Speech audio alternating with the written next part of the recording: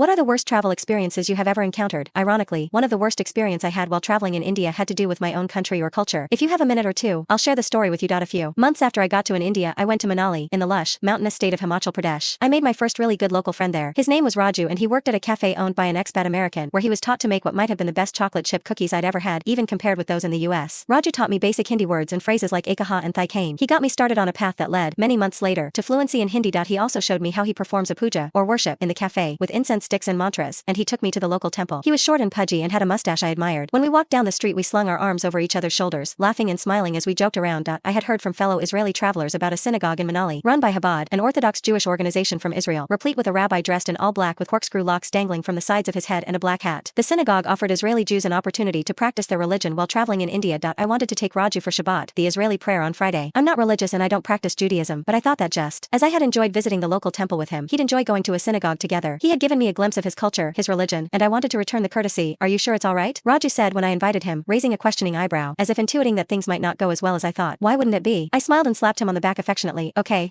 he said. Chalte hai. That evening we went to the synagogue. 10 seconds after we had entered, the rabbi, with his long pointed beard and frameless glasses, approached us with quick steps and told me in Hebrew that my friend is not Jewish and is therefore not welcome there. Seriously? I said. Why not? Foreigners are not allowed here. He used a derogative term for someone foreign in Hebrew. Your friend has to leave now, he said, pointing to the door with his index finger, leaning too close to my face. I nodded, slowly. Alright, I'm getting out of here too then, I said, and I walked out with Raju, who had been hanging back, looking apprehensive, not understanding the words, but the tones and the gestures. Back in the cafe we were laughing the incident off, munching on chocolate chip cookies back. But it was difficult for me to let go. I had never been refused entry to any place of worship in India, and I have visited many, from temples all over the subcontinent, to churches in Tamil Nadu, mosques in Delhi, and stupas in Ladakh. I always felt welcomed. And the one time I wanted to show an Indian friend an aspect of my culture, a Jewish place of worship, the one time, he was denied entry. In his own country.